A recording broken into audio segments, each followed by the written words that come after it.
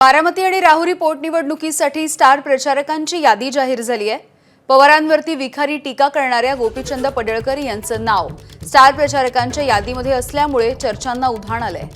गोपीचंद पडळकर सुनेत्रा पवार यांचा प्रचार करणार आहेत। दरम्यान पक्षाच्या सूचनेप्रमाणे काम करणार असल्याचं पडळकरांनी सांगितलं।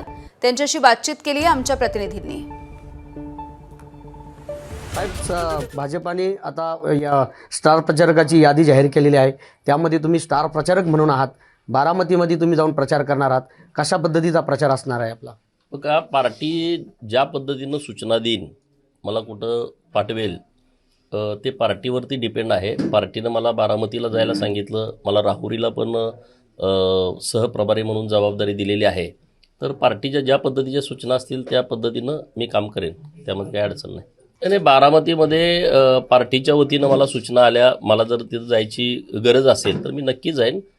बारामतीमध्ये मी निवडणूक पण लढलो होतो 2019ची, त्यामुळं गावगाड्यामध्ये सर्व लोकांशी माझा परिचय चांगला आहे, माझं जाणं येणं आहे, त्यामुळं काही अडचण नाही। मी बारामतीला प्रचाराच्या निमित्तानं पार्टीने सूचना दिली तर मी जाईन। राहुरीला पण मी 2 दिवसामध्ये जाणार आहे।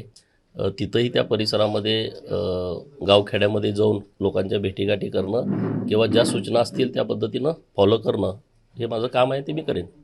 खरं पाहिलं तर महाराष्ट्रामध्ये एक तुमची नेहमीच एक चर्चा असते, भाषण सुरू असेल तर पडळकर साहेब काय बोलतील याची एक उत्सुकता अनेकांना असते, जे तुमचे चाहते आहेत त्यांना।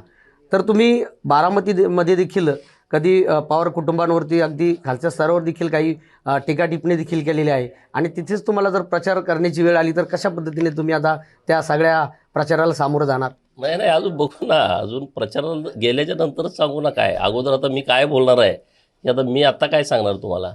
जे काय सूचना पार्टीच्याकडून येतील त्या मी फॉलो करेन, काय अडचण नाही त्यामध्ये।